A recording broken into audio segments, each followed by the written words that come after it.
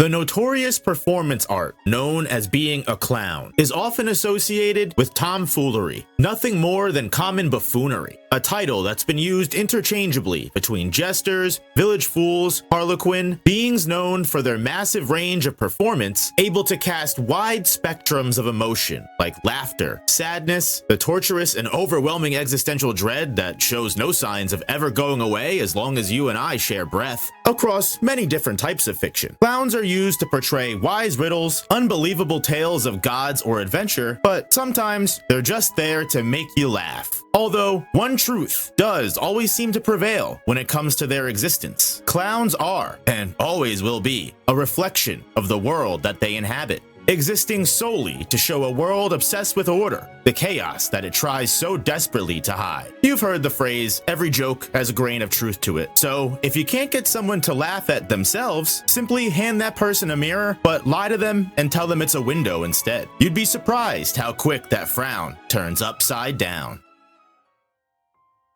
The Clowns are a group of villains whose presence is felt in almost every story thread, no matter how big or how small it may be, in the manga of Tokyo Ghoul, managing to always have at least one hand in the pot for every faction of characters, sinister plot, or underhanded backstabbing from beginning to complete end of both the series' first and sequel mangas. From the ominous clown Sota, who causes the steel beam incident, the exact trigger that plunges our main protagonist Ken Kaneki into the world of ghouls in the first place, to the second crown of the clowns, Donato Porpora, puppeteering a massive monstrosity that's only goal is to serve as the last line of defense during the Dragon incident, an event that could be considered the final war zone of humanity's survival. The clowns, time and time again, have consistently put their lives on the line to find every exploit or possibility they can to damn all of mankind. So why, exactly,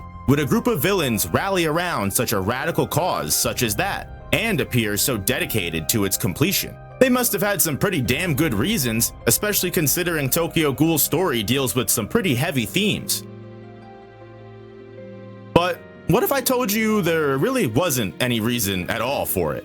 Now, you might be thinking, doesn't having one of the story's most critical factions of villains, Ghouls, amounting to nothing more than senseless violence, purely just in the name of the fun of it and little else than that, seem a little underwhelming or anticlimactic?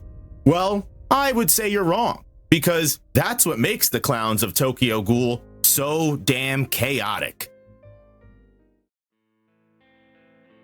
For a group whose ultimate goal is solely, and all too simply, getting the last laugh, the Clowns of Tokyo Ghoul appear so frequently and make such impactful plays in the story that it seems impossible the only satisfying payoff that was waiting for us at the end was, well, nothing more than that. But it's all about perspective. As I said earlier, clowns exist to expose the dark underbelly that hides beneath everyday society's veil of lies, to put the world's hypocrisy and greed on full display where the crowd is finally unable to ignore it. And the Clowns of Tokyo Ghoul do just that. They fan the flames of radicalization between both human and ghoul kind alike, bringing those already heated tensions to their extremely fatal boiling points. And by infesting almost every nook and cranny of the story, eventually, the whole country is an all-out revolt. Former allies are splitting off into different factions, suddenly finding themselves at each other's throats for countless different, as well as it seems, constantly changing reasons. All of this done to make sure the world could no longer ignore the very despair of its own self-fulfilling and crushing cycle that it was responsible for. And to do that, the clowns made sure to bring chaos wherever they went, infiltrating different places, different groups, disguising themselves as allies or even enemies. Yet somehow, they always came out 10 steps ahead of everyone else. Perhaps it was in the way the group handled themselves. The clowns weren't just villains interested in evil ambitions or selfish power grabs. They didn't have any delusions of grandeur, didn't seek superficial things like status, wealth, and power. It was that exact uncanny, almost mysterious aura that could be felt that ended up leaving both the in-world cast of characters as well as the readers fully intrigued to see where all of these shenanigans were going. The clowns never made moves through outright dominance or displays of power. Their takeover was much more slow. It was calculated and methodical. Just by being in the right places at the right times, the clowns were able to make themselves seem like the most important pieces on the chessboard, despite having no real value in the grand scheme of things. Each individual member contributes their own special brand of madness to either intellectually exploit or viciously bait and lead astray the people around them, always finding themselves on the winning side of a conflict just by standing back and letting those pre-existing seeds of discord bloom into the most controversial, trauma-inducing results possible. In the most plain and honest way, they fulfill their role of always being there to get the last laugh by never truly committing to a single side and having a hands-off approach to almost everything they involve themselves with. As we'll be getting into later, the clowns postured themselves as powerful masterminds. But when closing time came and there wasn't some grand clown conspiracy, kinda makes it seem like all of us got played in the end. And that's because we did.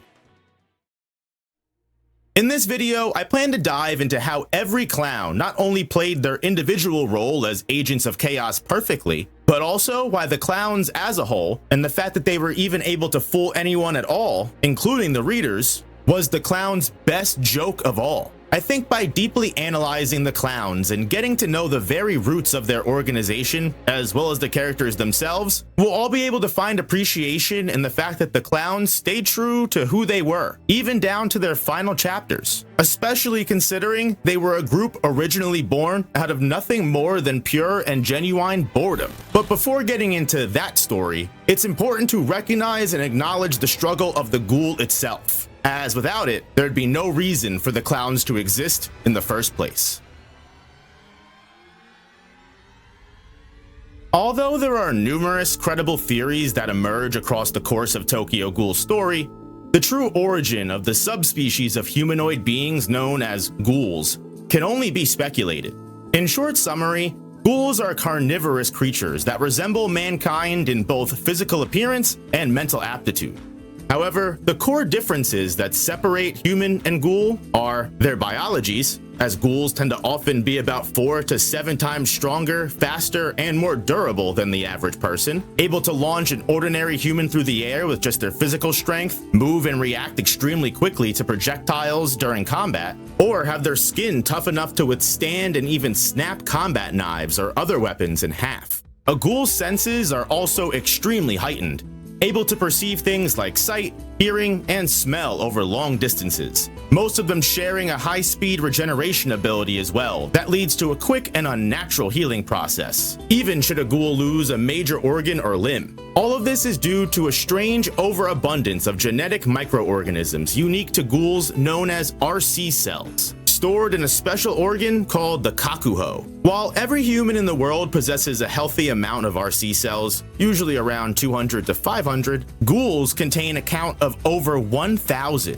sometimes even up to 8,000.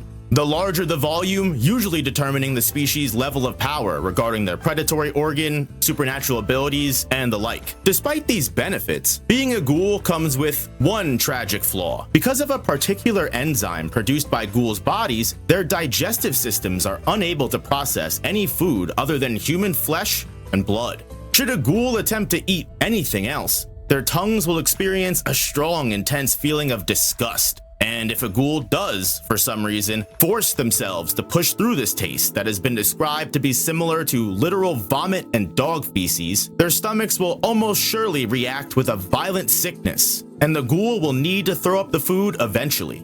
This diet has, obviously, caused stress between the two species. Try as they might, a ghoul will only be able to suppress their hunger for around 1 to 2 months before they begin to experience physical fatigue, as well as mental delusion and debilitating headaches, usually culminating in said ghoul losing all restraint and lashing out in a violent, bloody rage, devouring the closest source of food they can get their hands on. And even though a ghoul can restrain themselves, there do and always will exist certain ghouls who vehemently indulge in their gluttony, eating not just for sustenance, but instead for pure excitement and thrill. Because of this clear incompatibility, humankind has gone to extreme lengths to push ghouls off to the fringes of society, stripping any and all freedom from ghoul kind as a whole, turning the tides on their species through sheer overnumbered ethnic hunting and attempted cleansing. This potentially justifiable oppression forced any remaining ghouls, as well as any unlucky newborns brought into this world, either through natural birth or later on even experimentation,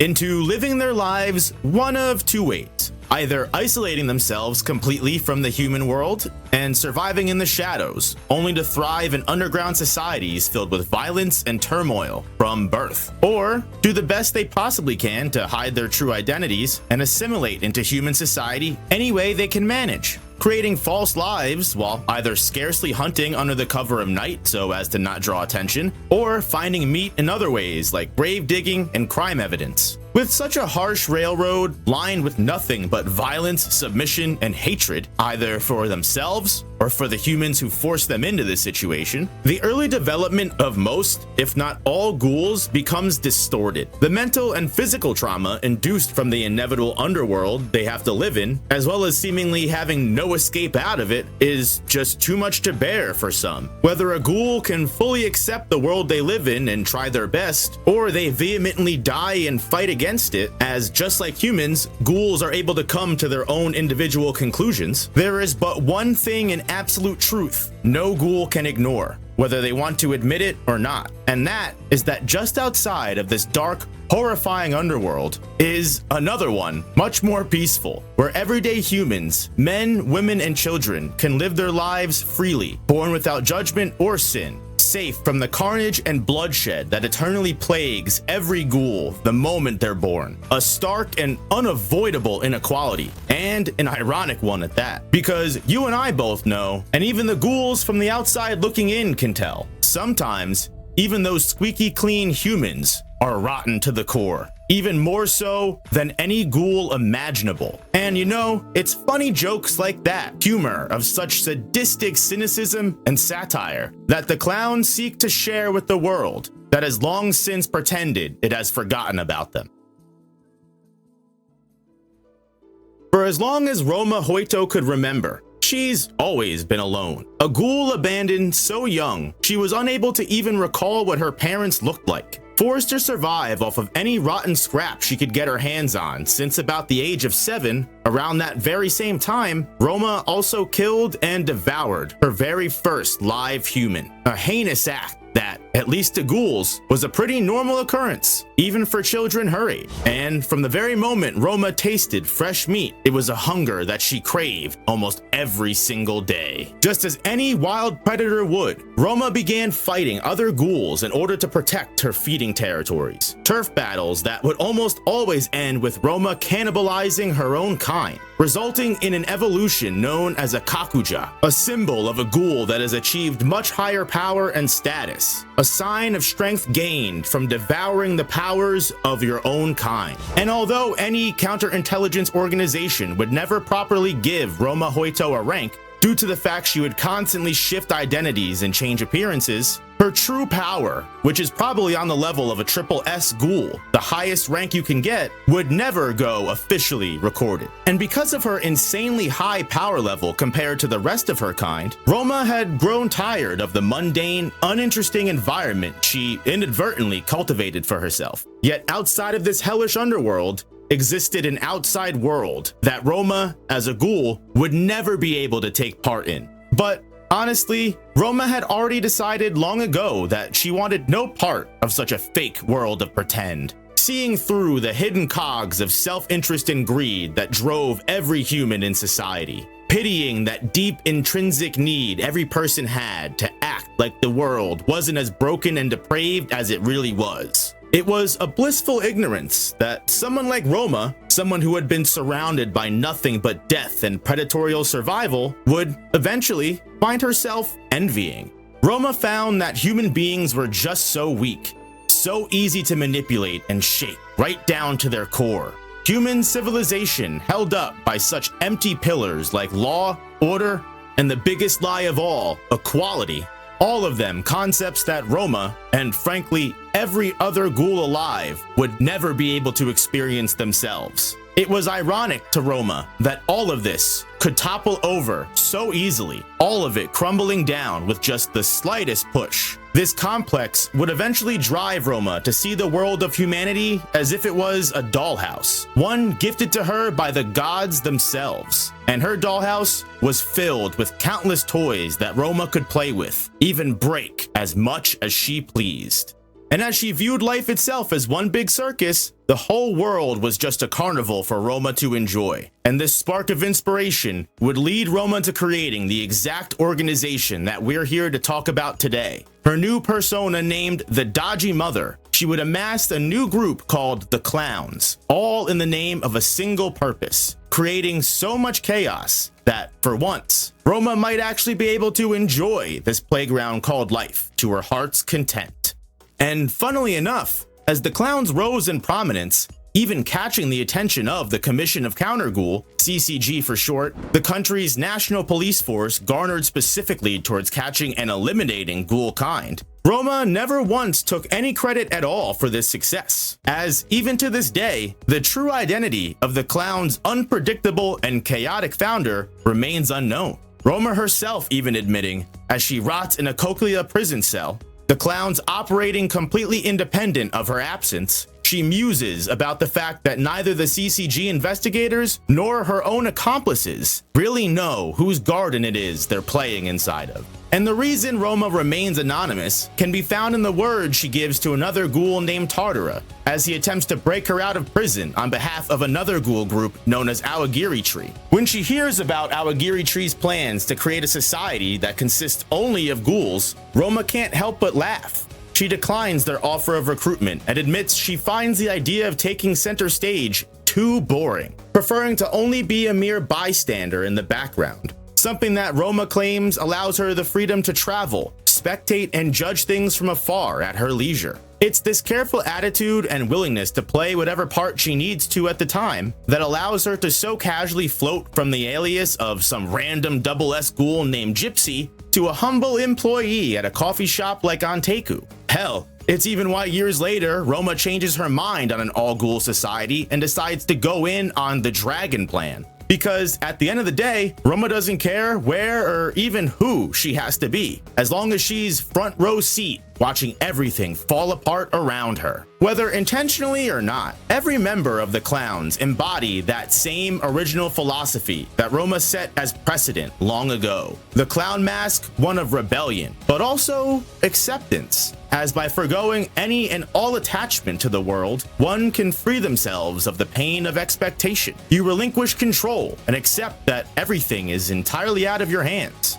So long as there's people in the world that are able to start the party for you, Roma and the other Clowns are more than willing to dance along to whatever tune they play. And in Tokyo Ghoul, a world so rotten as this one, parties can be a dime a dozen.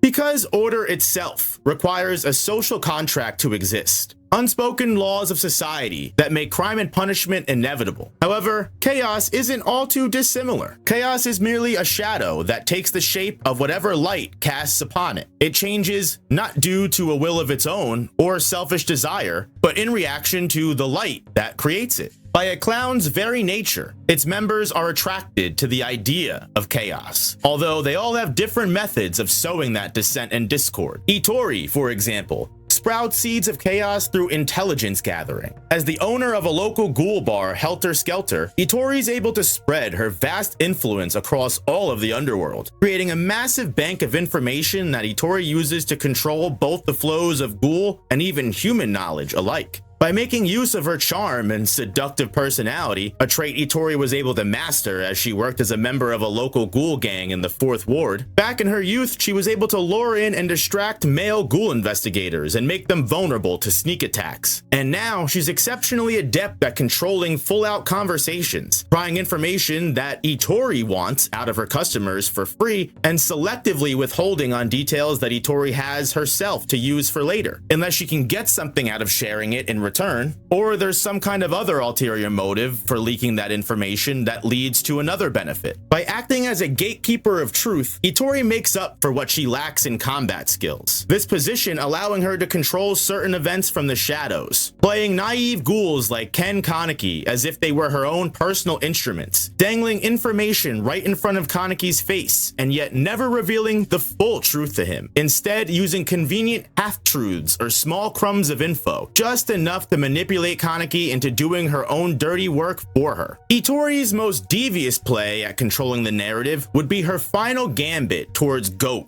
an organization of ghouls that houses most of our protagonist characters by the end of the story. At this moment in time, Goat has just lost its leader, Ken Kaneki, causing mass hysteria among the group and leaving most of the NPC ghouls feeling lost without purpose. While most of the core members wish to do anything they can to save their dear leader, the clowns show up, and Itori attempts to throw a wrench in all of that by offering the ghouls of Goat a much more fun alternative: all-out revolution against humanity itself. By using what she knows about Kaneki's original message of creating a world that will one day accept ghouls, Itori twists this narrative into a complete turnaround, framing the group's next goal as what Kaneki would have clearly wanted them to do now that he's gone: getting revenge on the people who wronged him, cleverly stoking the still burning flames of radicalism within the remaining ghouls towards the humans. And with no real leader to guide them, those of weaker will and mind will obviously fall prey to these hypnotic words of action, as the idea of trying to maintain order at such a critical time like this, when they should actually be putting all of their energy and resolve into solving a much longer standing problem than they've ever had, standing around and doing nothing just seems foolish. With one subtle push, Itori was able to almost effortlessly guide this group of ghouls towards further terrorism and destruction, the exact kind of chaos that the clowns are looking to benefit from. Unfortunately, this Hail Mary of an attempt does fail due to the strong standing grasp higher-up members of Goat have towards Ken Kaneki's original ideals. One of his former closest confidants and his wife able to pull the ghouls of Goat out of this hysterical mob and refocusing them towards ceasing this cycle of never-ending violence. But even though she gets beaten here, Itori still serves as a perfect representation of how chaos can spread hidden under words of supposed sincerity and convenient truth. Information can corrupt order just as easily as it can be used to build it. It's Itori that explains to us the clowns exist as an ultimate manifestation of the ghoul world's despair. As someone like her that makes a living hearing and seeing as much as she can, there's never a moment that Itori isn't reminded the world was designed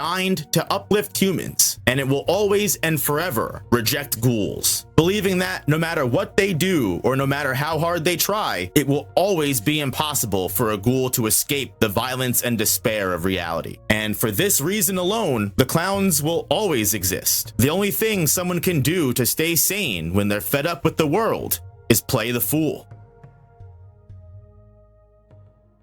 Itori's intelligence leads her to feel nothing but apathy towards the world around her. Though being one of the least active members of the clowns, she is no stranger to the chaotic nature and antics of them. Originating in Japan's 4th Ward, a sector of the country that's said to be basically uninhabitable due to the harshness of ghoul gangs and feeding territory wars in the area, Itori can tell that even in the more peaceful wards, quote unquote, that peace is only for humans to enjoy. It's why she chooses to corrupt society as she does. But weaving lies and whispers isn't the only way to cause chaos in a world of order. Because when society is turned on its head, even things that are normally cherished or seen as great can become toxic, unhealthy. How can someone understand things that they've never truly had before? It only results in things becoming twisted interpretations, terrible reflections that were meant to mimic something beautiful, instead changing into something else entirely. Concepts like love can become ugly emotions that are used to manipulate others and take advantage of them. But even sometimes, an abusive dynamic can shed light on who the victims even are deep down inside, revealing an even greater darkness that they themselves swore was never there. After all, it's an all too common belief we accept the love that we deserve. And it's this malformed and misshapen sense of love that drives another member of the clowns, Nico, towards chaos as well. There There are many times throughout the series where Nico displays actual acts of kindness and meaning, something usually outside the realm of imagined possibility for such chaotic clowns, especially considering the rest of the psychopaths here. But in a search for love, Nico ends up making excuses for some of the worst things imaginable, completely spitting on any redeemable qualities he may have. The masochistic tendencies Nico has prove his warped perspective on love is the exact reason he fits right into the cult of chaos, even in despite of his character's better moments. Nico is still present for most, if not all, of the protagonist Kaneki's torture sessions while he's captured by Jason of Awagiri Tree. And Nico is essentially just there to act as a way for Jason to relieve his murderous tendencies whenever Kaneki gets too close to death, ensuring that the poor half-ghoul would heal in time to just barely keep Kaneki alive. Nico's crush, otherwise known as the 13th Ward's Jason, also known as Yomori, is an esteemed sadistic madman in Awagiri Tree, the organization we mentioned earlier wanting to make a world for only ghouls. Now, there could be an entire hour-long section about how goddamn chaotic Jason's torture is for Kaneki. So, I mean, if you want to hear more about that, hit the like and hype buttons. But for purposes of keeping this video focused, throughout all of this intense, maniacal, gut-wrenching physical and mental torture, the first and only time Nico decides to actually speak up is when Yomori threatens to kill a captured mother in front of her child in an attempt to further break Kaneki's mind. Yet, instead of attempting to try and understand where Nico is coming from, Jason calls him a queer, or worse, depending on your translation, and Yomori slaughters both the mother and child in a fit of rage, declaring everything in this room his to own, kill, and destroy as he pleases, and slamming the door shut, claiming that Nico's a hypocrite for even speaking up. And when it mattered, Nico did nothing but stand idly by, even making excuses to continue working with Jason after this, just ignoring all those toxic and manipulative traits, only merely offering to place those two corpses side by side as some kind of respectful funeral rites. There are numerous other instances of Nico revealing he does have some kind of heart, like when Nico arrives to Goat's hideout and attempts to point them in the direction of the Great Wheel Act, a group of humans that provide medical assistance to ghouls in need. Although Nico does only do this because he claims to be trying to gain favor with Kaneki, but it does show another side to Nico's character and where some of his values lie as a person. This doesn't necessarily mean Nico isn't fully bought into the idea of chaos, as he's present and taking human lives in most of the clown's acts later on in the story. But what this does go to show is more so how individual every member of the clowns can be, holding strong to a sense of individuality rather than moving as a complete collective. It's not loyalty or worship of a leader that binds these ghouls together, as despite the clowns technically having someone that reigns above them, for a good majority of the group's existence, that person is a complete anomaly. People like Nico wear the mask because the clowns grant him access to freedom, as well as entertainment he can't get anywhere else. Once the clowns finish serving their purpose, and there's no longer any fun to be had with them, Nico will move on to the next and best fling he can find. Even if that loss leaves an inevitable void in Nico's heart, it's not a sadness that will last forever, or really one that will last long at all, to be honest. As the next time Kaneki and Nico actually meet face to face, Yomori, the person Nico was so attached to, is revealed to have just been someone Nico met on a whim at some local club, latching onto him almost instantly and getting involved in Awagiri Tree's schemes by proxy along with that. And, you know, since Awagiri Tree seemed to welcome Nico without hesitation, he merely played along out of infatuation with Yomori. So when Sota the clown comes back to collect Nico from the aftermath of the battle between Awagiri Tree and the CCG, it's revealed that it's actually been a decent amount of time since Nico has even checked in with the clowns in general. Sota telling Nico that, sure, it's more than alright he goes around to chase men, but just please not forget about the rest of his friends. The membership with the clowns is a conditional one, a play that every actor has a say on what scene is or isn't important for them to be a part of. love. While every character in the clowns does embody the exact ideology and reason Roma started the clowns for in the first place, it's interesting how each of them has their own individual reasons that lead them down this path. Nico admits he's sad to watch his love nest with Yamori disappear, but he does describe discontent with the way Yamori physically abused him. And while Sota agrees, saying Yamori really treated Nico like a doormat, Sota follows this statement up by gleefully saying, "That's so you." As if deep down unveiling that Sota knows that's exactly the kind of love Nico is chasing after. The actual truth of how Nico's own perspective of love has become distorted. An all too real story about a person who may complain about their situation, but never do anything about it or seek to change what got them there in the first place. Nico views himself as unable to shine beautifully on his own, and in Nico's own twisted perspective, that places him in an alternative box. Someone who has to live for someone else that's beautiful. As long as someone like Yamori exists for Nico to focus on, Nico will follow that person to the ends of the earth, even if it means getting himself hurt, or even completely abandoning his friends. Despite having a clear understanding of right and wrong, Nico rejects his own autonomy, silencing that subconscious voice within in order to better serve the person he loves. Having all of the power to act on his own accord, but choosing not to, only helping when it's convenient for him, and viewing favors more so like transactions that can buy and sell things when the opportunity arises. Nico has transformed into a man trapped in a chaotic cycle of abuse. A depiction of how one's better judgment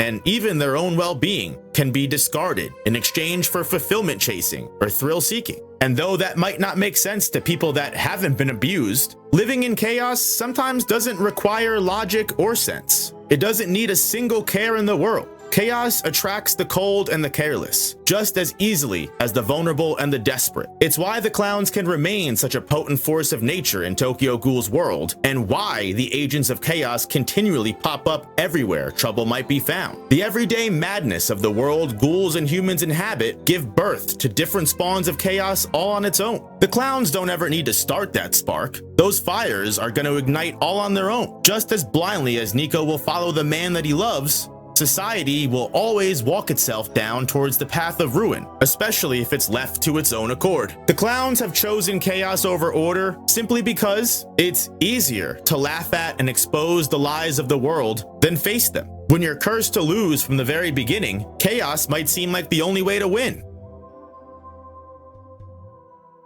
Shikorae, originally known by the name of Ryo before his mind was shattered by extensive torture at the hands of ghoul investigator Shikikijima, Ryo was a ghoul orphan with exceptionally unique abilities. And because of these special qualities, Ryo's older brother would opt to hunt for food alone out of fear the younger Ryo would stand out too much. Unfortunately, Ryo's presence on these outings wouldn't make much of a difference in the long run, as one day, his older brother would be murdered by a squad of ghoul investigators prowling the area, a platoon led by his would-be future captor, Shikikijima. Discovering his brother's corpse, Ryo would track down the ghoul investigators responsible, and in a blind rage, Ryo would brutally slaughter each and every member of Shikikijima's squad. The lead investigator, somehow coming out of the massacre, later identified as the jail incident, alive, although permanently disfigured beyond repair. What a lot of people don't know is that Shikorae's story can actually diverge according to two different timelines after being imprisoned in the prison of Cochlea, a prison designed specifically for ghoul crimes. The PS Vita video game, Tokyo Ghoul Jail, actually takes the character of Ryo in a completely alternative spin, giving Ryo, not Shikorae, very important distinction here, the chance to escape Cochlea and not fall into the hands of Awagiri Tree, the group that rescues him in the mainline series. This change ends up with Ryo meeting Ken Kaneki and being welcomed into our fold of protagonist ghouls at Anteku Coffee Shop, which, you know, is a really cool idea for a game that I'd definitely be interested in checking out more if you guys wanted, but I mean, yeah, none of this is the least bit canon. In the actual story, Ryo is never-endingly and brutally tortured by Shikikijima, the investigator he incapacitated, while imprisoned in Cochlea until the boy's mind quite literally snaps, transforming Ryo into what is now the crazed lunatic of a clown known as Shikorae. Reduced to a bumbling idiot that's only capable of hunting his prey and speaking half in tongues, Shikorae is a constant reminder of how traumatic loss can cause irreparable damage to people. Forced now, beyond factors outside of his control, to see no other path in life other than being a senseless monster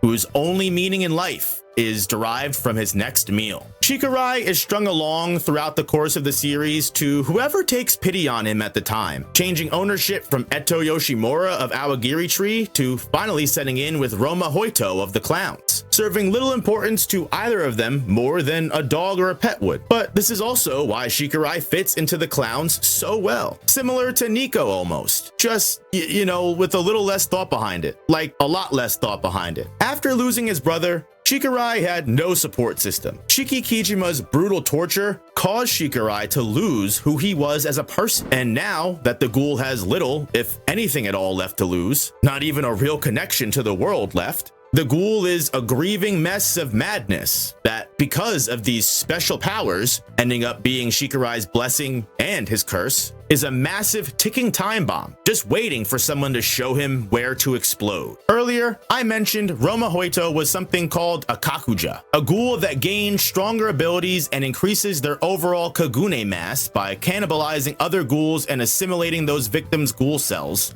into their own. I didn't explain it earlier, but a ghoul's kagune is essentially their innate predatory organ. Similar to a muscle, they're capable of sprouting out of a ghoul's spinal area and can be manipulated or flexed at will. Every ghoul is either born with or grows a kagune after their ghoulification, and kagune are usually split into 4 different categories based on their innate unique abilities: ukaku, kokaku, rinkaku, and baikaku. Because all kagunes come in different shapes, forms, and sizes, by reducing them down and fitting them into one of 4 families, investigators can better prepare for, as well as predict the actions of the ghouls they fight. Anyway, I don't want to waste all day turning this video into a power system lesson, but a basic example that explains all you really need to know is if a ghoul has an ukaku kagune, they're most likely specializing in high movement speed and projectile attacks, while a ghoul with kokaku type might excel in blocking and defense due to their innate toughness. There are especially rare cases, but it is possible that a ghoul with a hybrid type kagune can be found that has 2 different types of genetics in their kagune and they can switch between them. But something that makes Shikorae stand out, apart from every other ghoul in the series,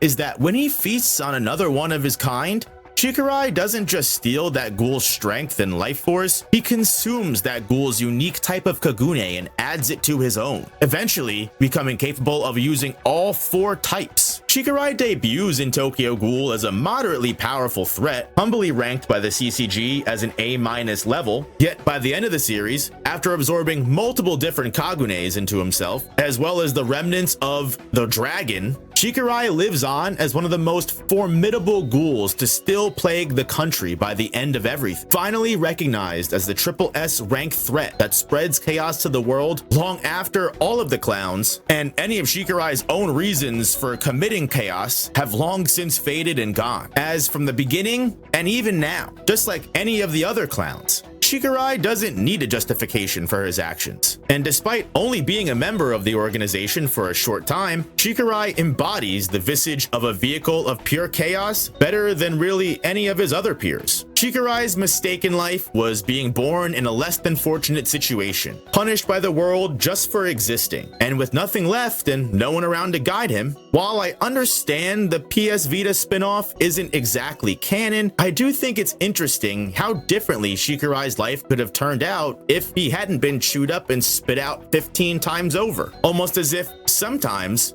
when you have no other option, chaos makes so much more sense than order, especially when it's all you've ever known. Despite its core members claiming to serve no other master besides chaos itself, they somehow find themselves infiltrating and playing a part in almost every pivotal event in the series. Itori, Nico, Roma, Shikorae, all of them influence decisions that Kaneki Ken makes at some or multiple critical moments in his life. Not necessarily because any of them are supporting him. In fact, they often end up on opposing sides to Kaneki, or his alter ego that works for the CCG, Heisei Sasaki, at any given moment, and they have actively sought to sabotage him on multiple occasions. That being said, they don't directly interfere with him, as Kaneki's ascent to the throne as the one-eyed king of ghouls is still an interesting journey to watch unfold, especially when sometimes Kaneki just so happens to benefit the clowns in the long run. The same can be said for Nico's mission in Awagiri Tree, or Roma Hoito's sabbatical as a coffee attendant in Anteku. Sota the Clown's participation in, as well as the eventual destruction of, the Ghoul Gourmet restaurant and auction show, even leading all the way to a grand spectacle as the Clown Siege, which results in the eventual seizure of the whole CCG entirely. A deed that was only possible due to the clowns never once pledging allegiance to any goal other than getting that last laugh, treating everyone but themselves like toys in a selfish fashion that barely resulted in respect for each other, let alone what this awful world would eventually become due to their actions. As a wise man once said to another, "Chaos isn't a pit. Chaos is a ladder." It's why the clowns, as an organization, were more than willing to rally behind the cause of a newcomer like Sota, who one day just so happened to appear in front of one of the clowns named Uta, and declaring himself a ghoul investigator, he still said he wanted to be an honest and true member of the clowns, which was a joke that made even Uta laugh. And once this rookie started orchestrating grand schemes like the Steel Beam incident, and following this up by fully exploiting both sides of that never-ending war of humanity and ghouls to set himself up as the next head of the CCG, with fun events like that to follow through, why would any of them oppose him? Sota the Clown, aka Furuta, as both a card-holding member of the CCG, as well as a shot-calling member of the clowns, was able to carefully weave strings of puppeteering across every ward of the state. The entire clown organization followed Sota's beck and call, not out of loyalty, as established previously, but in the interest of having that front row seat for what came after. And when this war reached its peak after the arrest of Eto Yoshimura, the notorious one-eyed owl ghoul, and the head of the Awagiri Tree organization, at the exact same time as Eto's human persona, that was a famous author, dropped a clever piece of propaganda against the CCG that sparked civil unrest. While all of this was going on, the Washu clan, which was the leading family of the CCG, was at its most vulnerable position because of a third Cochlea raid that ended up releasing some of the most dangerous ghouls into the wild. And during all of that, the CCG's star investigator, the absolute strongest anti-ghoul fighter in the CCG,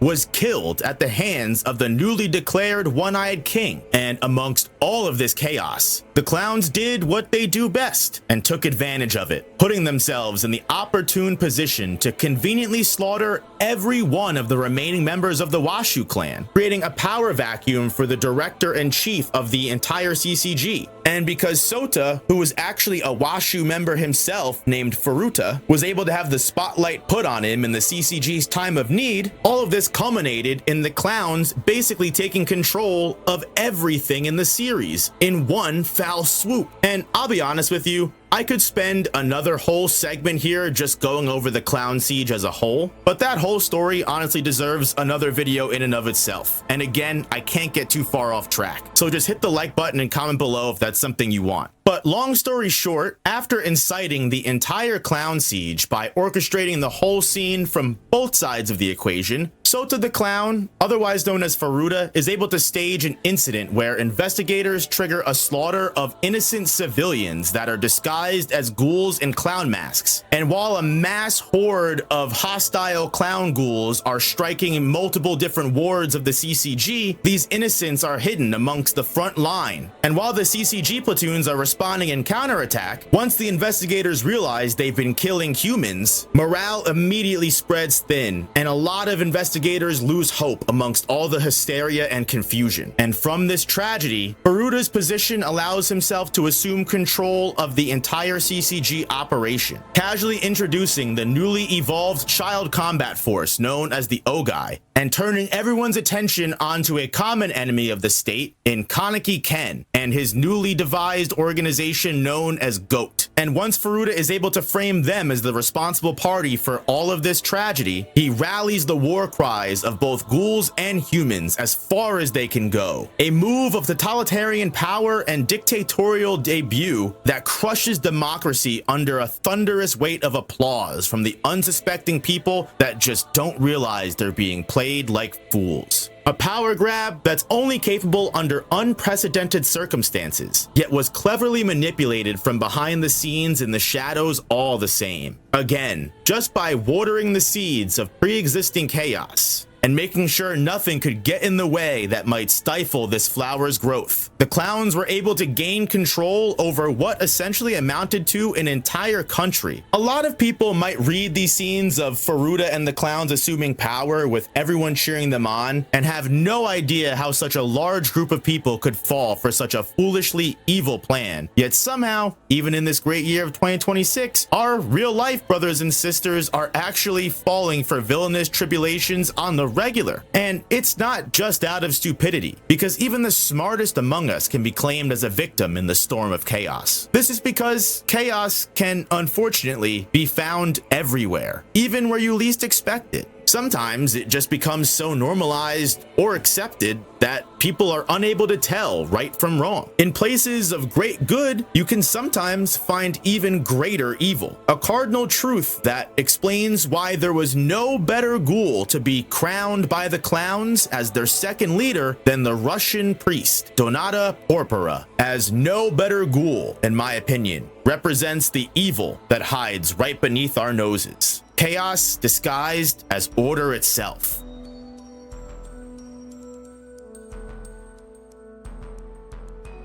A completely unexpected addition to the clown's roster after the third Cochlea raid, Donato Porpora was a Russian ghoul that immigrated to the country of Japan under the guise of a Christian priest. Posing as a member of the clergy, something that is meant to represent the holiest of order, Donato would systematically collect orphan children from all over and raise them as his own, filling his hunger for human flesh and blood with the very kids he would supposedly save. Simply pacing himself slowly enough to allow Donato an easy way to conceal his feasts, just claiming the missing children would have found homes with new families and gotten adopted. This bastardization of a religious father figure allowed Donato to avoid suspicion for a large amount of time. Enough so that when looking back, Donato admits those might have been some of the most peaceful days he ever lived. All of this confidence would eventually catch up to him one day, as he was discovered devouring one of those supposed adopted orphans by another one of his children, a character named Amon Kotaro. However, for reasons Amon can't even begin to comprehend, instead of killing the child then and there and being done with it, letting any and all secrets die the moment they started, Donato asked the boy to please overlook this grave sin and offered Amon an honest chance in sharing in the secret with him, the two now being able to carry on with this facade together. Unfortunately, this mistake would give Amon the opportunity to report the Heavenly Father as a ghoul to the CCG, resulting in Donato's one and only slip-up over decades of years, as well as his imprisonment in the ghoul jail of Cochlea. And as a prisoner of the CCG, Donato surprisingly cooperates well with the organization, being a very trusted informant to the CCG and constantly being consulted on cases or being asked for advice on certain ghoul organizations and behavior. It's a well-known fact among investigators that Donato Porpora harbors no familial ties or care for his fellow kind, and is more than willing to sell other ghouls out for an extension on life. When Toru Mutsuki asked Heisei Sasaki, again just for clarification, Kaneki Ken just under the persona of a ghoul investigator, why the CCG would keep such a despicable ghoul like Donato alive in captivity, and Heisei admits it's because Donato makes himself extremely beneficial to their organization. However, Heisei also makes it clear Donato also knows once he's no longer valuable, his life will come to a close. Luckily for Donato though, he manages to make himself just useful long enough to get broken out of containment by the clowns during the third Cochlea raid. And on the spot, Donato is named Crown of the Clowns. Not just because he's deemed the best man for the job, but honestly, because Donato represents almost every previous aspect of the clowns I just discussed. As an overall character, Donato might just be one of the most cunning, as well as mentally manipulative characters in the whole series. Before even breaking out of Cochlea, the two times the reader meets Donato are through the eyes of his former foster son, Amon Kotaro, and Ghoul investigator Heisei Sasaki. For the last and final clarification, that is also Ken Kaneki, just under a different pseudonym, and in an amnesia genjutsu. I'm gonna start using those names interchangeably now. In both conversations, Donato is shown to genuinely enjoy making people uncomfortable, and he's easily able to do this to almost everyone he meets within moments, just by being a perfect judge of character. He's able to read the people he talks to extremely well, knowing exactly what to say that will get under their skin the most. When Amon is requested to interrogate Donato for information on Awagiri Tree, Donato plays the entire interaction for laughs, poking fun at his former foster son for not coming to visit his father more often, and even congratulating Amon on his new promotion to first-class investigator, acting as any dad who hadn't seen their beloved son would in years. An act that not only frustrates Amon due to the obvious childhood trauma, but also makes Amon wear his emotions on his sleeve, losing any power dynamic that there should have been in regards to an interrogation. Donato easily plays Amon for a fiddle, deciphering the faintest of clues from the investigator as if Donato knew Amon like the back of his hand, correctly guessing that Amon's previous partner had just died, which was the reason for his promotion, and immediately guessing the higher classed investigator that tasked Amon to come down here and interrogate Donato. This man is even able to feel out that there's a kind of romantic tension forming between Amon and his new subordinate Akira Madao, before I think either of them even knew what was happening. It's not wrong to assume this just might be because Donato actually raised Amon from a young age, but he's also able to easily piece together things like Toru Mutsuki being a rookie just off his temperament and nature when Toru accompanies Heisei in their meeting. Donato finds pleasure in describing exactly how he would devour Mutsuki's insides, viscerally listing out all the ways he'd split the rookie open, and probably would have continued to freak the absolute fuck out of Mutsuki had Heisei not intervened and asked the priest to just take it easy, to which Donato immediately resumes his polite decorum and apologizes for playing around. Something that should have been clear already is that when it comes to Donato, even before the Russian priest was recruited to the clowns, he was a man that loved theatrics. And that becomes all the more apparent when he's actually out and free to wander the world as he pleases. Donato's first act as the Crown of Clowns is to be in charge of the clown siege across multiple wards. Yet, by the time Nico and Uta show up to check on Donato,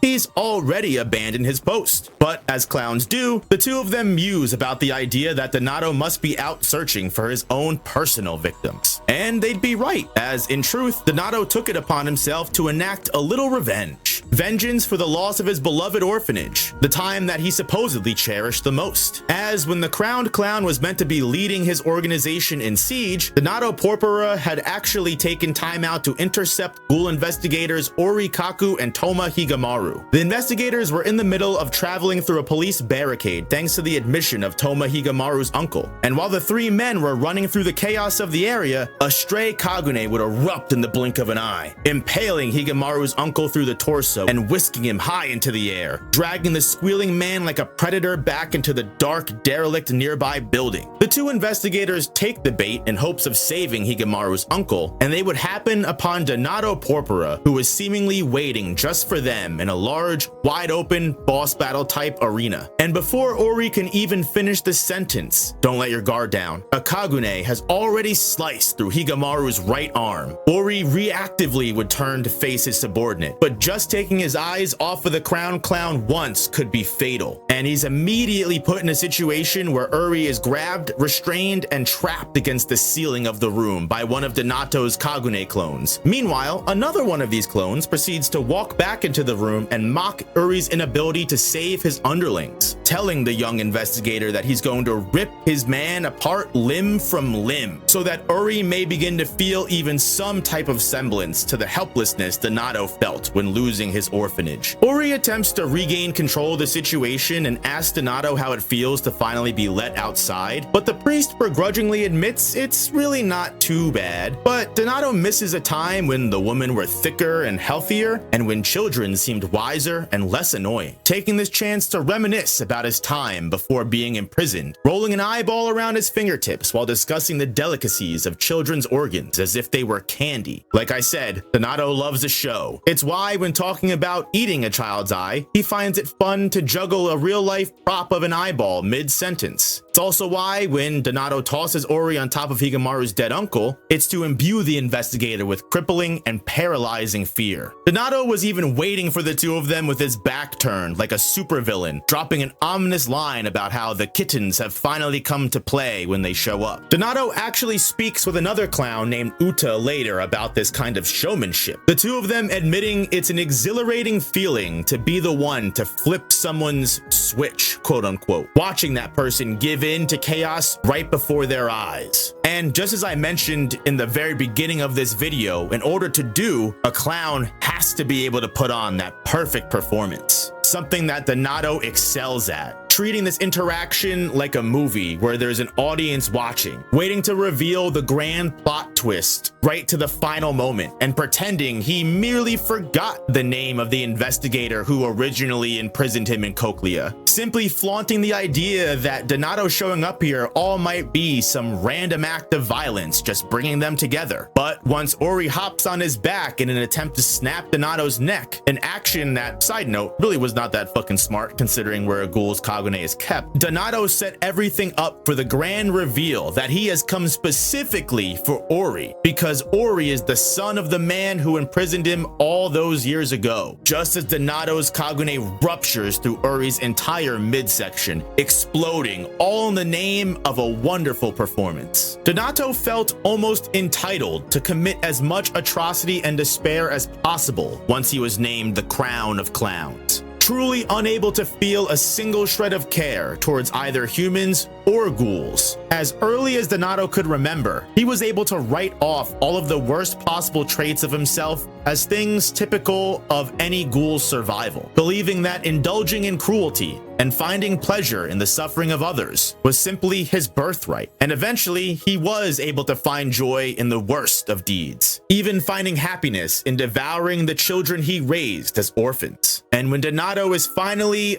on the ground, taking his final breaths, there doesn't seem to be a hint of remorse in his words or regret on his expression. Donato Porpora dies just as he lived, a proudly evil and maniacal person. Like Shikorae, after losing his orphanage, Donato saw no other choice but to commit chaos. Like Itori, Donato used his intelligent mind and adept ability at reading others to his advantage, torturing victims both physically and mentally for simply no other reason than because it was fun to watch them break. But also, in his own twisted way, it seems Donato did also understand love. But just like Nico, it seems that love had become distorted, but that love was still enough to keep Donato from fully giving in to chaos. And remember, perspective is everything. When Donato is face to face with Uri Kaku, the son of the man who locked Donato away in Cochlea, he doesn't speak coldly to Uri. In fact, it seems like Donato almost pities him. Donato doesn't shy away from nearly killing Uri, smashing his head through so many windows the pain becomes impossible to comprehend, and purposely putting Uri in a mental situation where he's forced to consider dying at the hands of the ghoul his father risked everything to put away. Yet, for some reason, perhaps that same unknown reason, Donato chose to let Amon live on that fateful day. Donato does not kill Uri here. Sure, Donato ruptures Uri's mental state and sense of self to the point he almost loses himself completely in a blind, insanity-fueled rage, but that isn't from Donato killing Uri's subordinate in front of him. In fact, when finally able to escape, Donato actually fully permits the young Toma Higemaru to run away. The priest obviously being able to eviscerate the boy where he stood if he wanted to. And before Donato officially leaves the area, it seems like he was purposefully hanging around to wait for other members of Uri's squad to stumble close by and find him, as if Donato was making sure someone was at least going to find the poor boy. Whether this was truly some kind of obscene sympathy, we can never know for sure, but I think what's most important is to analyze the words Donato uses to incite this reaction out of Uri, claiming that the real reason Uri pushes and works himself to the bone, striving for so much recognition and higher promotions to the point that he hinders those around him, is because he's searching for some kind of fatherly pat on the back that's unfortunately never going to come. Now that his father is dead, Uri doesn't hate ghouls or people like Donato for causing that death. He also doesn't hate those peers around him that he thinks could have acted differently to save his father. Who Uri truly resents is his father, the man that Uri knows wasn't strong enough to still be here by Uri's side. Uri tries to reject Donato's words that, for one, I mean, if you've actually read Tokyo Ghoul, this man is hitting a nail on the fucking head here with this character's entire arc with like 110% accuracy. But two, the longer Uri denies this fact, the further he's only going to plunge himself into darkness, having a void that is never going to be filled with status, wealth, or acknowledgement, until Uri can finally and truly accept his own weakness and his father's absence. He'll never find fulfillment. Something that Donato tells Uri is an unfortunate truth that he sadly knows all too certainly. It's a certainty that Donato is aware of because he had to watch his own son travel that exact path. Through a sad, distorted lens, Donato saw his foster son Amon Kotaro in Uri, a ghoul investigator that was so plagued by the betrayal of his adoptive ghoul father, Amon could do nothing else but devote his life to opposing everything his father was, even willing to dig up a grave if it meant solving a mission to eliminate the world of further ghouls. Amon Kotaro did everything that he could to ignore the festering question deep down inside. Why did my father save me? And it's not till that final battle with his former foster father where Amon unlocks the strength to overcome Donato's power. It isn't just the belief that Amon needed to defeat Donato for the greater good of the world, but it's the fact that Amon was actually able to accept this ghoul as his father, as even though Donato may have been evil, the memories that they shared together would always be real, joyful times for Amon to cherish. And by denying that, Amon was only adding distortion to this already broken world, blaming everyone around him and hurting those that wanted to care for him instead of looking within, a struggle not too different from Uri Kaku's. Something that a smart man like Donato Porpora would more than likely be able to pick up on. As Donato himself reminds us while on his deathbed, there is an unrealistic amount of energy that can be put towards the recovery of a society. No matter what kind of death and destruction strikes the world, and no matter how much of it comes at once, humanity, even ghouls, are able to rebuild. In some sick way, admitting that Donato believes through actions of chaos, good change can actually come, and that even though he himself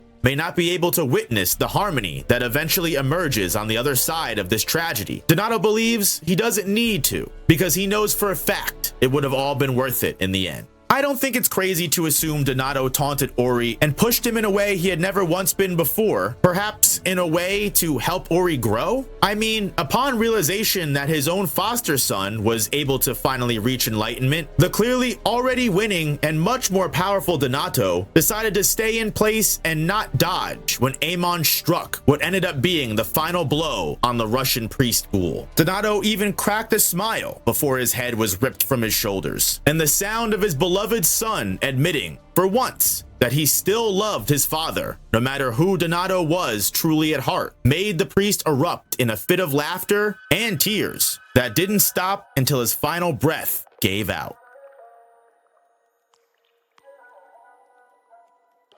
Donato Porpora is the least subtle way of depicting how evil can arise from anywhere. There isn't a single environment, not a person or cause, too sacred that's free from being tainted or corrupted beyond repair. Chaos infects everything, and as the Crown Clown himself believed, there are even times when chaos can be necessary. The Though every clown's reasons are different, the core heart of the message is the same. It's a shape that has many faces, a color with countless shades, and an eternally cycling motor that perpetually sustains itself. The clowns wear masks not just to hide their identities, but it's because they don't represent themselves individually when performing. They act as faceless agents of chaos, an act that makes the clowns eternal, because it means their mysterious persona and mission of chaos can be championed by anyone.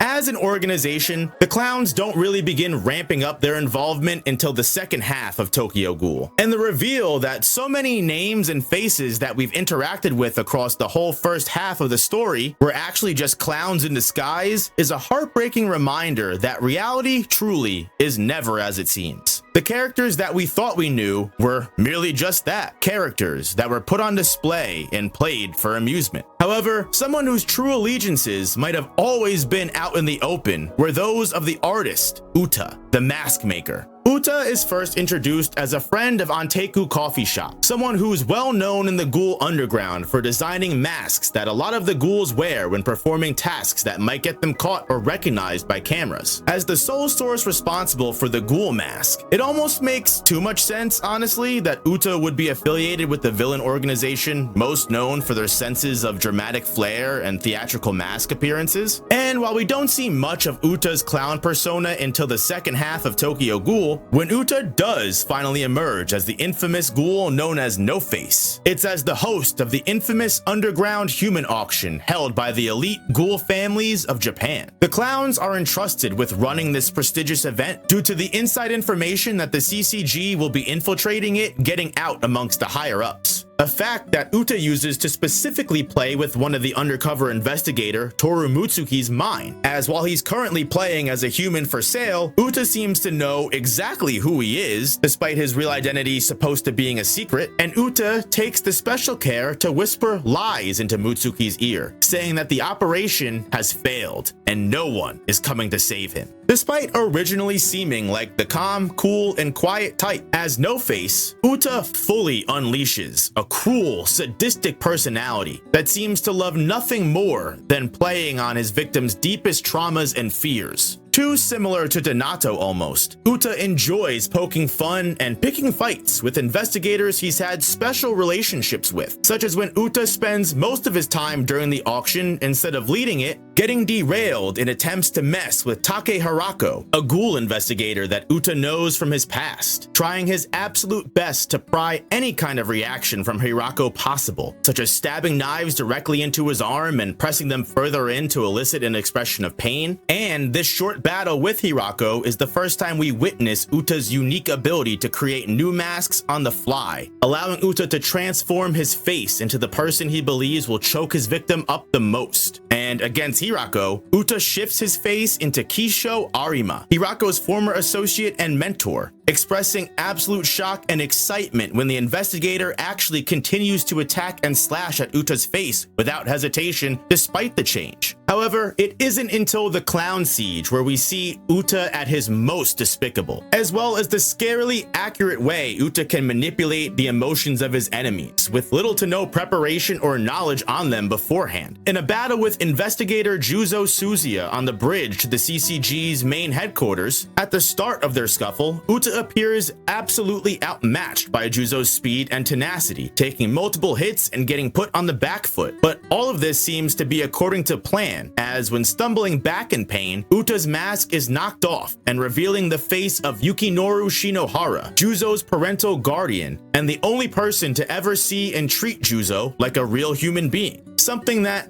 needless to say, shakes a hardened investigator like Juzo down to the core, making him freeze mid-battle and stun-locking him to where he can barely comprehend what's going on. Uta mimics Shinohara's voice and mannerisms almost perfectly, seeming authentic enough for Juzo to let his guard down, even so far as to let quote-unquote Shinohara touch and hold Juzo's face inside of his palm, a mistake that surely would have costed Juzo his life had his subordinates not been right behind him to back him up and bear the burden of slashing Shinohara away for him. Whether Uta was filled in on details about Juzo and Shinohara's relationship before this interaction, the masterful method in which Uta was able to copy Shinohara's entire personality goes far beyond just recreating someone's appearance. It's also Uta's willingness and dedication to the masquerade he's performing that makes him such an effective clown. As going back to that conversation with Donato about loving to flip people's switches, Uta admits even if that transformation may come at the cost of his life, he thinks it's worth it, as long as that potential death and destruction he causes is effective by collateral. When attempting to escape the Suzuya squad after pushing Juzo too far, Uta is actually given chase by Toru Mutsuki, who, after catching up to Uta and straddling him down to the floor, is shocked and horrified to look down and see that it's Heisei Sasaki, Toru Mutsuki's former mentor that he just captured.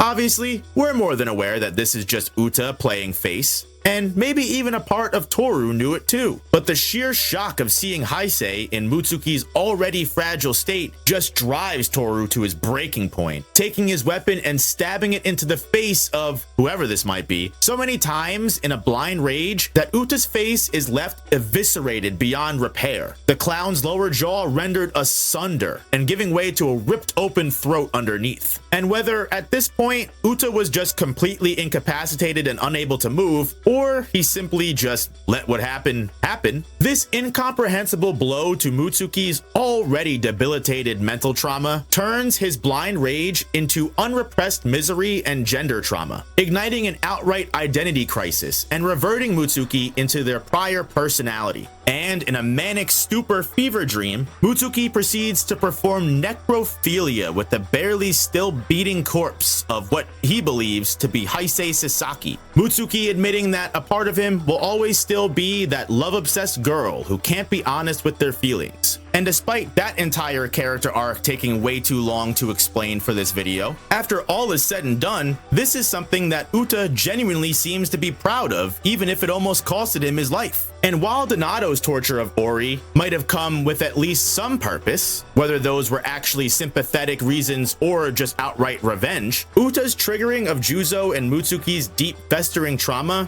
is purely for the love of the game, explaining to Donato that he's been such an outcast his whole life, he's glad to finally be involved in something, as the only thing that Uta truly wants out of the clowns is to have something he can fully be invested in, the mundane world of adults and the way society always seems to change around him, never once stopping and letting Uta take a breath. The clowns give Uta a way to make him feel like he can keep everything the same, but more specifically, it gives Uta an opportunity and chance to get closer to how things used to be back when he and his best friend Renji Yomo were at what he seemed to think were the peak of Uta and Renji's lives. To understand Uta, you also have to understand the person closest to him, Renji Yomo, the only man ever capable of getting Uta to accept change. Many years ago, before the main series timeline even began, Uta presided over the 4th Ward as its leader, a position given to him merely based off the merit of him being the most powerful ghoul in the area, as realistically, Uta held no interest in this role, and although he did form some close bonds with the ghouls in the 4th Ward, the constant boredom and understimulation started to make Uta restless and uncomfortable. However, as if fate itself had intervened, a new ghoul began to stir up trouble in Uta's territory, one that, surprisingly, was strong enough to hold his own even against Uta in combat. The two ghouls would often encounter each other, many times battling one another to near death, both of them being well aware that if either of them actually took the fight seriously, it would end up with the both of them dead. And for once, instead of denying this change and taking this out on a bloody rampage against this random ghoul, Uta actually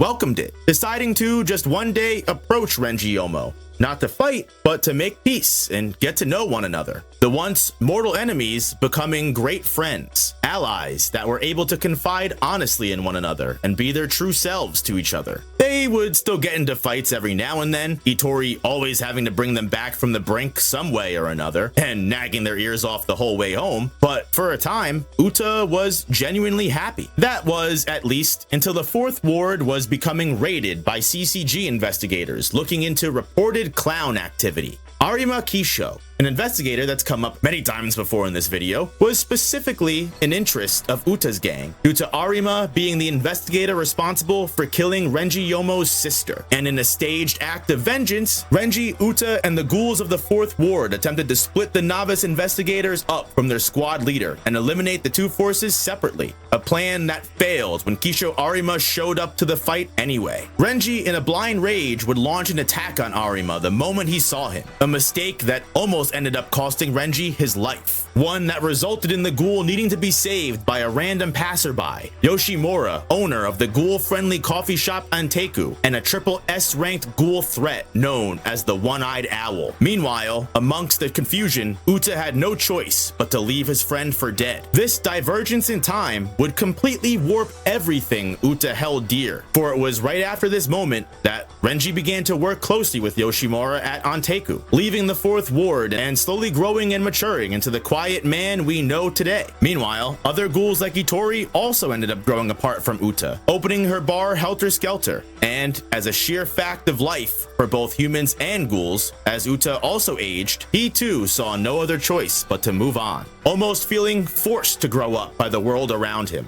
Uta opened up the closest thing to a passion he could find, which was an art studio. But all the while, Uta dreamed and obsessed over the real things he desired. The old days, when everything felt like it made sense. This unhealthy mentality would lead Uta down a path of regression, eventually taking him back to exactly where Uta was right before he met Yomo, a ticking, bored time bomb that wanted to unleash its wrath against the shitty world any way he could. And finally, having no other way to derive pleasure out of life, Uta would begin to play his part as No Face of the Clowns once again, acting as deviously as possible and looking for a role that is more than worth risking his life for, since in his eyes, a ghoul's life never mattered that much anyway. In truth, Uta's self-destructive tendencies were always going to lead him down the path of chaos. Renji Yomo was the anomaly in Uta's life, the one thing that delayed the inevitable for a ghoul that was already long since fed up with the everyday mundanities of existence. But Uta's defeatist attitude is what made Yomo so important to his development. Yomo was Uta's opposite, for in the past, every time Uta was pessimistic,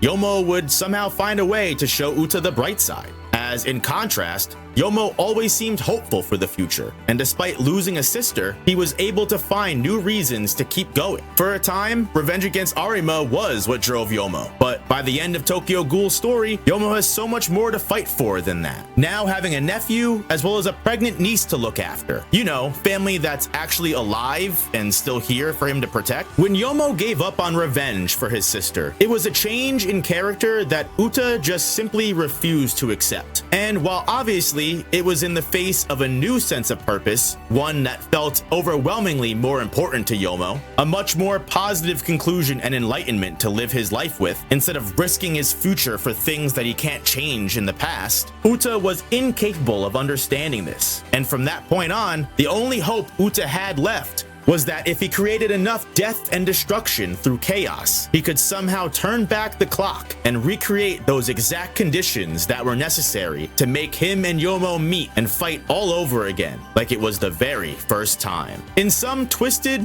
weirdly obsessed way, Yomo was still inspiring Uta to change, just not that positive type. Change that manifested as an intense desire to devour Yomo. Uta believing that if he absorbed Yomo into his very being, Uta could preserve his friend forever and ensure Yomo stayed with Uta until his dying day. He also knew that by vowing to break their ancient unspoken rule, the old code that always kept the two alive whenever they fought so hard they might kill each other, Uta could finally force Yomo's hand and stop the reluctant ghoul from holding back. And even though these weird reasons for battle may never make sense to Yomo, the real sense of the answer is laid out clear as day by the tattoo Uta sports on his throat.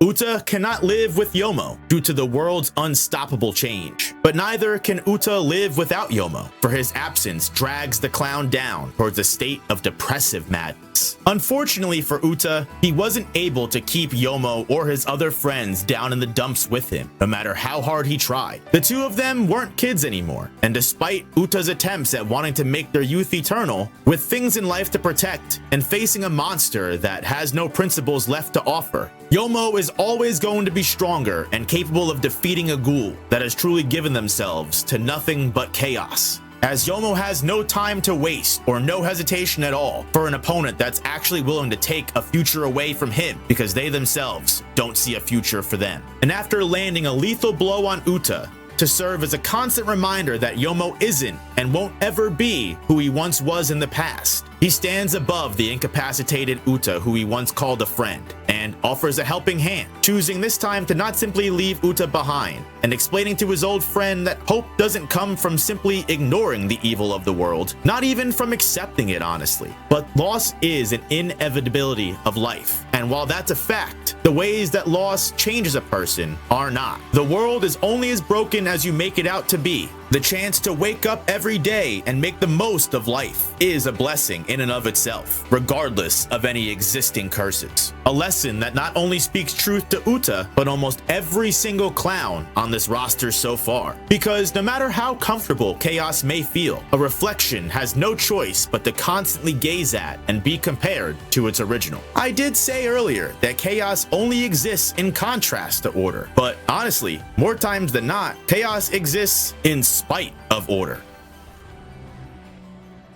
We talked about Sota Washu the Clown, better known as Furuta Nomura earlier. Furuta was born as one of the many illegitimate children to the previous head of the Washu clan, Tsunayoshi Washu. He was raised as a child in the very mysterious and hidden location known as the Sunlit Garden, an underground conspiracy of the Washu clan that specially raises half-human, half-ghoul children and trains them to become top-class ghoul investigators once they grow into adulthood. Furuta was quite happy with this privileged upbringing, fully accepting his place in the world and putting his all into his training as an investigator, even managing to catch the attention of Ari Makisho, a fellow child of the Sunlit Garden. Furuta would eventually find love in one of the garden's purebred ghouls, a girl named Rize, and the person who Furuta dreamed of having a long and happy marriage with, one where the two of them could raise many ghoul children and die of old age together. Up until this point, it seemed as if the universe couldn't have blessed Furuta with anything else that he could want, as there wasn't much more the young boy could even imagine desiring. That was, at least, until one day, Furuta had went snooping through the main family's records, taking notice that none of the Washus born of the illegitimate branch, like him,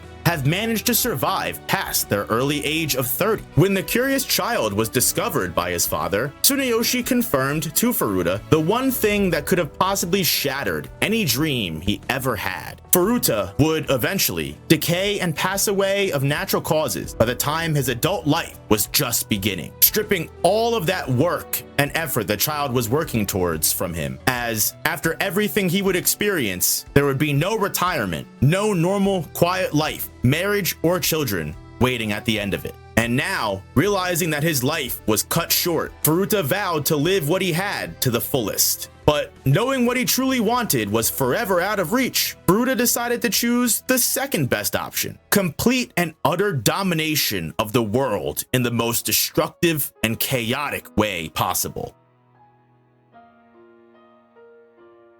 In a conversation with Ken Kaneki just before the Clown Siege takes place, when asked what Furuta's reasons were for dropping the steel beam on Kaneki, just as any other clown would have responded, Furuta tells Kaneki he isn't the type of person that spends time requiring reasons for actions. That if Furuta wants something or feels like he needs to act on an instinct, he just does so without hesitation. This world is a toy box, and the people in it are all Furuta's to play with and destroy as he sees fit. A resounding thought process that sounds all too familiar. It was a mental state that Furuta achieved just by acknowledging that his time on Earth was short, so every single second of his counted. Ironically though, the level of strategy and planning that was required for staging a coup on what basically amounts to the entire country of Japan, you know, shadow leading multiple ghoul organizations like the Clowns or V, keeping himself and his true intentions a mystery from everyone until it was the right time to reveal himself. All of this would take extreme amounts of patience, and probably double the length of this extremely long video already to present Furuta's character in its entire glory. But in service of bringing this train home to the station sooner rather than later, I just want to pick one thing to focus on: and it's why Furuta chose chaos instead of anything else. Because from another perspective, despite my previous description of young Furuta, I think it's also not crazy to say there was always a level of entitlement instilled within him. As Furuta also reveals to Kaneki, his crush Rize Washu and her pure-blooded origin by Sunlit Garden tradition would result in Rize, after she comes of age, being reduced to nothing more than actual cattle, imprisoned and left only to exist as a uterus for further Washu generations to use in the purposes of eugenics. A thought that disgusted Furuta, prompting him to sneak Rize out of the garden and allow her a chance of freedom beyond her tragic fate. However, when Rize never came back, instead choosing to indulge in that freedom to the fullest, rejecting her awful past and never looking back, it was Furuta who dropped the steel beam on top of her in some kind of sadistic punishment for Rize, quote-unquote, betraying his kindness. As if Rize owed Furuta her hand in marriage because of how nice he was to her. When Furuta doesn't get what he wants, or things don't go exactly how he plans, like a child, Furuta lashes out. That despite being able to hold his composure in the most extreme of situations, acting accordingly to whatever role he needs to be playing at the time, either the clumsy, uninteresting assistant to CCG investigator Shiki Kijima who's just good at taking notes, or the strong, confident, and proud head of the Washu clan and bureau director of the CCG, once his buttons are pushed, Furuta has the potential to break down into emotional tantrums. We see this when Eto Yoshimura taunts Furuta about what it must be like for a Washu to not even be able to call their real father dad, a remark that, surprisingly, gets deeply under Furuta's skin, almost as deep as the day he found out Rize was ordained to be a childbearer. And even though Furuta does bounce back pretty quickly from these setbacks, it's only by taking obscene stretches of revenge against the people that have wronged him. The steel beam incident for one, but also for Eto's transgression. The next time Furuta visits Eto's cell in Cochlea, it's to serve her a pate made from the remains of her former employee, a human that Eto was extremely close with under her author guise, and one that continued to work with and stay loyal to Eto even after they discovered she was a ghoul. These acts of revenge help Furuta feel like he's still in control. But it's when the world finally delivers him a curveball that he can't maneuver himself out of the way of, that Furuta truly finds himself broken from. The day he realized his lifespan was cut was the day Furuta lost a piece of himself. The one and only connection he ever had that was keeping him tied to this world. Furuta is constantly known for subverting things like tradition or societal etiquette, from simple transgressions such as his informal manner of speech, to Furuta showing up to accept his position as bureau director in a pair of gag glasses that read party. When Furuta's dragon plan comes to fruition, Furuta broadcasts a live stream of his mutated monsters slaughtering everyone for the world to see, proudly and quirkily announcing his evil plan of transforming the country into ghouls like some kind of overdramatic supervillain. Because even long after Furuta tosses aside his clown mask, from the very internal core of his being, he lives for one thing: getting the last laugh. And it's for that reason I think Furuta works perfectly as a conclusion to the video, because just before losing to Kaneki, Furuta reveals the biggest joke of all, asking his opponent just before Kaneki takes that final swing, that if Kaneki found out all Furuta ever truly, really wanted was just to live a normal life, would Kaneki laugh and find it funny? But it's Kaneki's understanding and the fact that he tells Furuta that he wholeheartedly believes him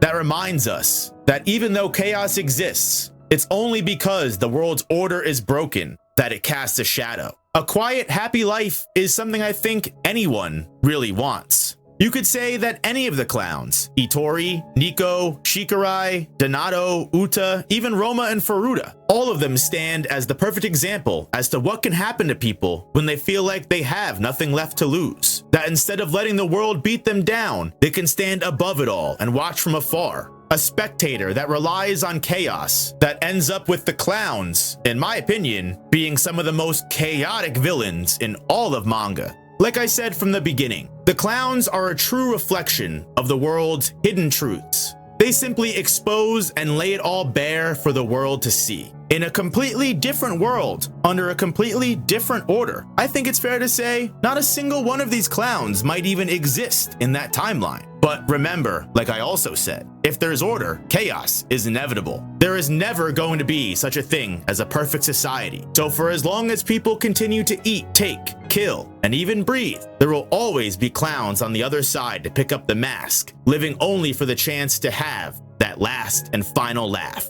An evil that exists in every story, even if you don't realize it at first.